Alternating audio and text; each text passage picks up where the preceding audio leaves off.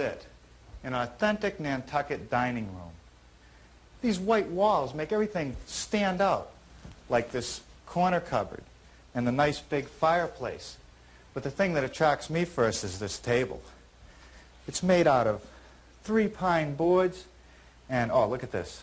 They've put a Dutchman in there, which is a patch. It was probably made from some recycled material from a boat or maybe another old house. Let's take a look underneath. It's a trestle table. It has a nicely proportioned foot.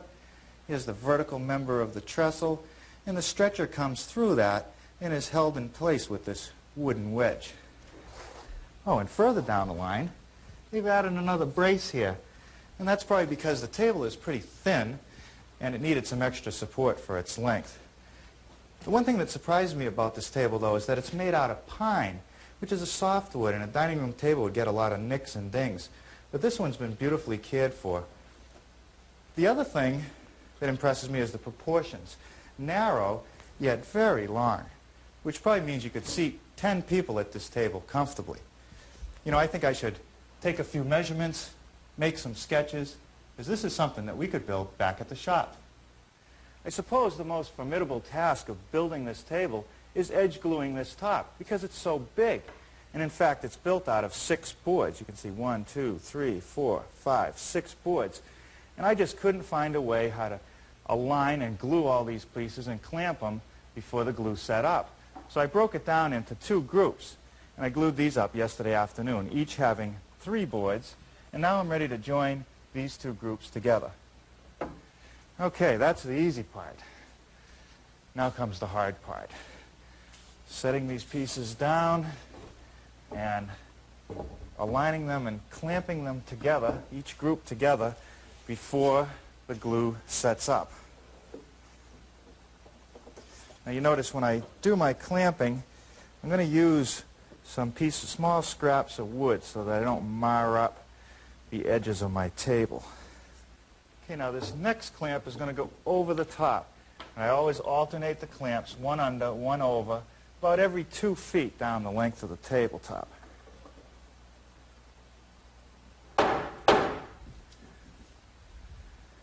Okay, that looks pretty good. Now we'll just let it dry. One of the great things about a trestle table is that it can be easily disassembled. Okay, let's take a look at one of the trestles. You can see it's 3 pieces, a foot, a vertical member right here, and a brace on the top. Now the foot is attached to the vertical member by a mortise and tenon. The foot is made out of 2 pieces of wood, which will get glued together. And I suppose I could glue them up first and then cut that mortise through there for the tenon with boring bits and chisels. But I'm going to do it before I do the glue up on the radial arm. And the radial arm is set up with a dado head, which is just 2 blades at an angle to one another, so they plow out material. And we can do this in just a few minutes. Watch.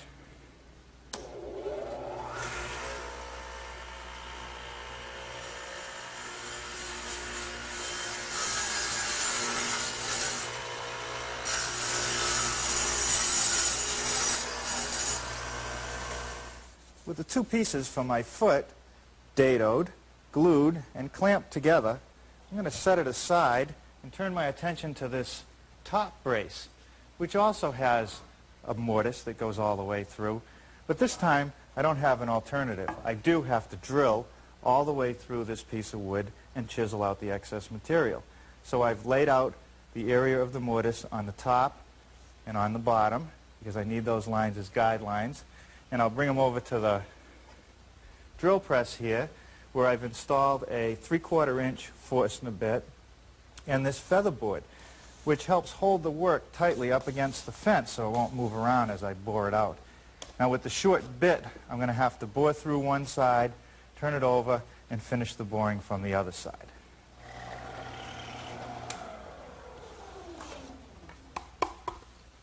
So it really helps to have some sharp chisels when you're working with this hardwood. And now a little bit of work with a wood rasp, and that'll finish up the inside of this mortise. Okay, the next thing I want to do is turn my attention to this vertical piece. And because this piece is about 10 inches wide, I had to glue up a couple pieces of cherry because the widest I could get was about 6.5 inches.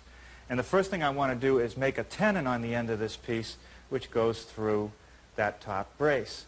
And I'm going to do that to this piece right here over on the radial arm saw, which again has the dado head in it. And I've set it up so that it'll remove about 5/16 of an inch of material on each side of this vertical piece.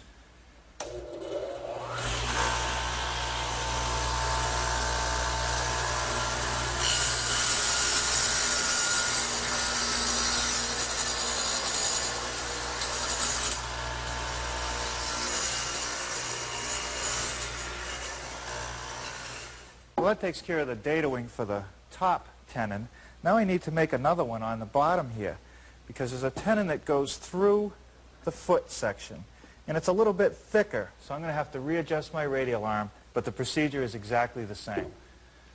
Well, the next thing I want to do is put a shoulder cut on these tenons. And that's to remove this piece of material so that I don't stand the chance of having a gap right along this edge. I suppose I could use a lot of different tools to do that job, but I prefer to do it on the bandsaw.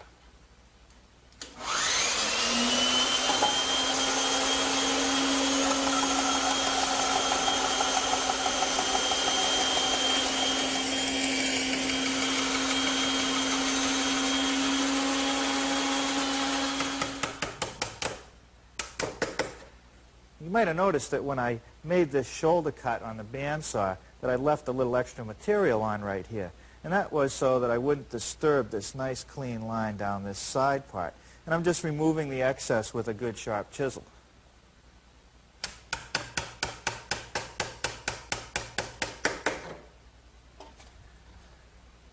Well, now it's time to make this mortise right here, which is where the stretcher passes through to connect the two trestles.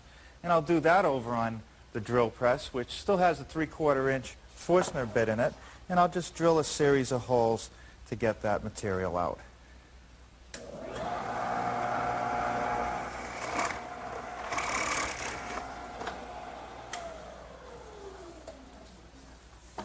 Okay, now I'll just clean out this mortise with my chisels just like I did on the other one.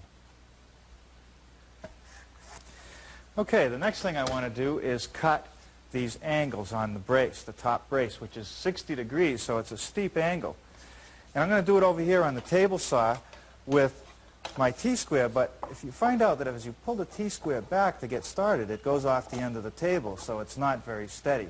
So what I'm going to do is just turn it around, and that'll make it a lot easier and safer to make this cut.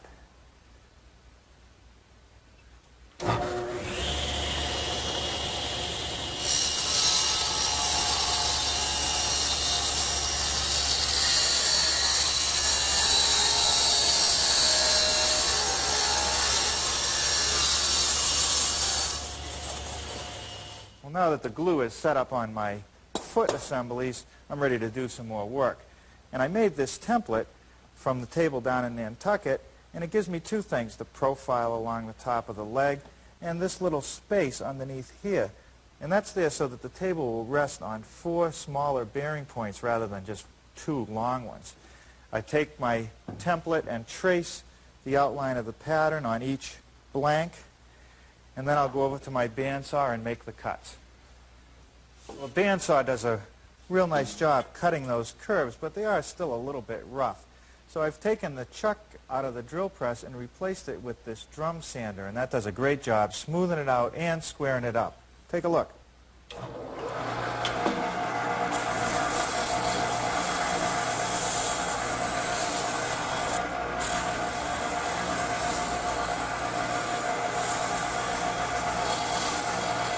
The next thing to do to the foot assemblies, now that they're all sanded, is to relieve the edges right here along the top. And to do that, I'm going to use a 1/4 inch rounding over bit, and I'll do both edges.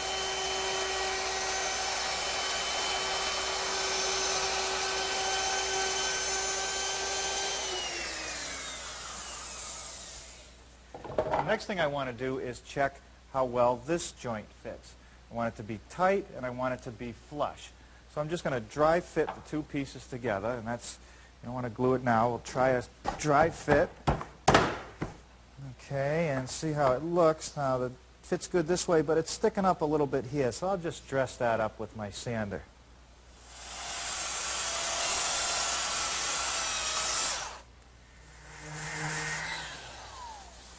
Okay, with this piece nicely sanded smooth, I'm ready to put this decorative bead right down the edge here. And to do that, I'm going to have to pull it apart again. Come over to my table saw, which is now outfitted with a molding head cutter. And you can see there's a cutter mounted in a heavy base. And in fact, there's 3 of these on the entire system. But this bead, this cutter is set up for 3 beads, and I only need 1. So I'm going to slide the fence over, covering 2 of the beads, and I've set a guide mark right here on my table. I'll tighten that down and run my piece through on all 4 edges.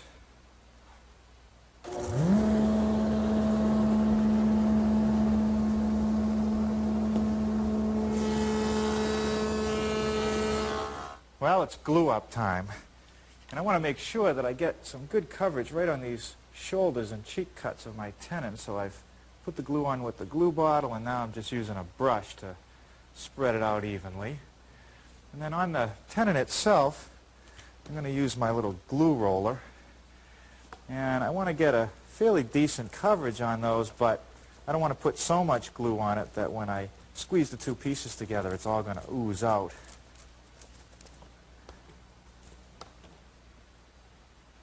Okay, with that clamped down, I can set it aside to dry overnight, but first I want to take a damp sponge and remove any excess glue, because we want to make sure we do that now.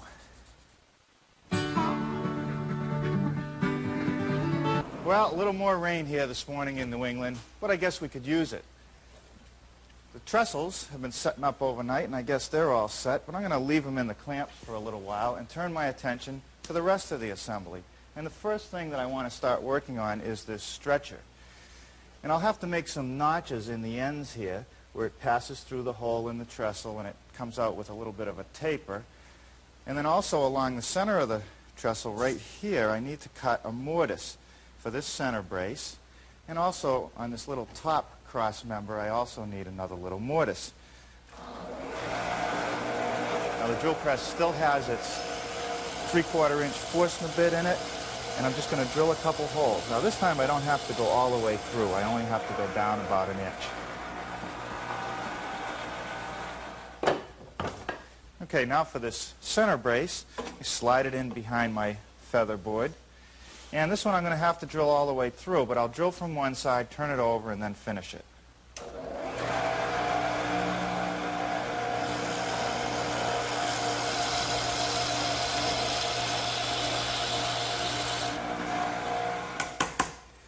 Now I'll clean out the rest of these 2 mortises with a good sharp chisel, just as before. Well, now I'm going to turn my attention to this tapered support in the center. And the first thing that I have to do is take my blank stock here and make a tenon on each end. And I'll do that with my radial arm, which is set up with a dado head cutter.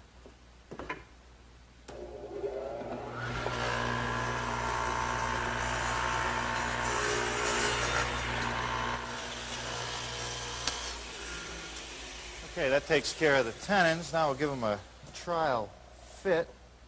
That one's pretty good. Now this top one. Okay. Well, now I can go over to the bandsaw and cut this tapered part right here, as well as these curves right along this top brace. Okay, that smooths out the edges of the tapered piece, and now since the beading bit is still in the saw, I'm going to bead the 4 edges.